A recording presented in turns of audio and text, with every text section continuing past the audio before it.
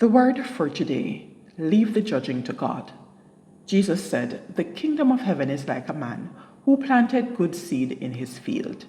But while people were asleep, his enemy planted weeds in the wheat field and went away. When the wheat came up, weeds appeared. The owner's workers came to him and asked, 'Sir, didn't you plant good seed in your field? Where did the weeds come from?' He told them, 'An enemy did this.' His workers asked him, 'Do you want us to pull out the weeds?'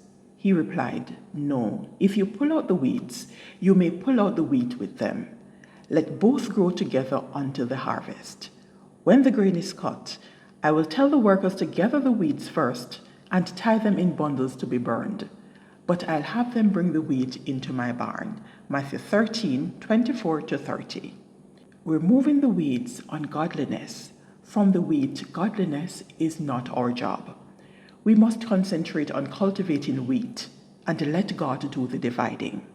Why? Because the roots of both plants' lives will have become so closely entwined that even if you could differentiate between the two, you would uproot the wheat with the weeds.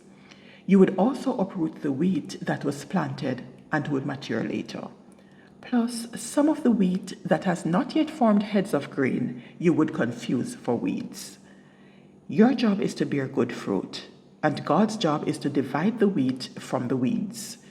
So the word for today is, leave the judging to God.